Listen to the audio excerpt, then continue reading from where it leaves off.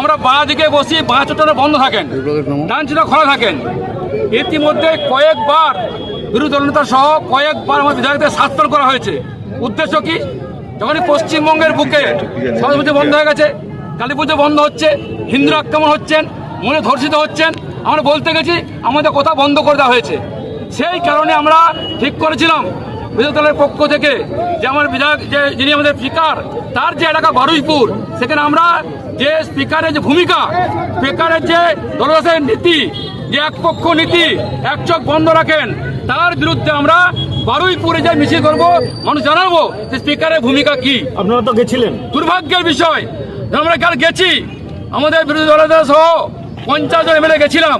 ঢোকার সঙ্গে সঙ্গে রোহিঙ্গা অনুপ্রবেশকারী সন্ত্রাসবাদীদের নিয়ে এসে পরে আমাদের পারমিশন দেওয়া হয়েছে। শুনলে অবাক হবেন, 1 ঘন্টা আগে অভিষেক ব্যানার্জির নেতৃত্বে তৃণমূল কংগ্রেসকে ওখানে পারমিশন দেওয়া হয়েছিল মিটিং করার জন্য। আমরা ঢুকি, যখন ঢোকার সঙ্গে সঙ্গে বিধায়কের গাড়ি, বিরোধী দলনেতার গাড়িকে ডাং দিয়ে মারা হয়েছে, ভাঙচুর করা হয়েছে, আমাদের আক্রমণ করা হয়েছে। সকালে উঠলেন আমরা, কিন্তু সেখানে আমাদের বক্তব্য ছিল যে আমরা মিছিল করব, কিন্তু সেখানে তৃণমূল কংগ্রেসের আগের থেকে 1 ঘন্টা মিছিল করার পরে সেখানে মব ছিল, সেই মবকে সরানো হয়নি।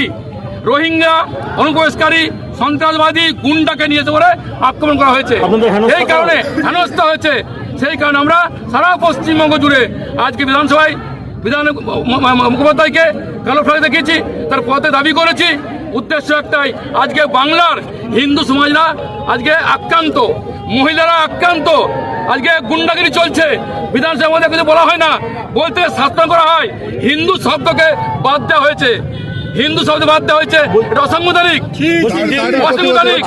তার প্রতিবাদে যেভাবে হেনস্থা হয়েছে বিরোধী দল সহ বিধায়করা, তার পক্ষ থেকে সারা বাংলা জুড়ে অবস্থান বিক্ষোভ চলছে।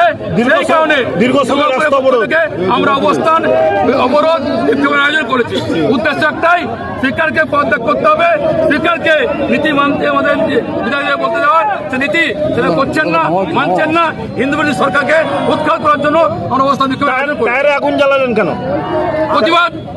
প্রতিবাদ করছি।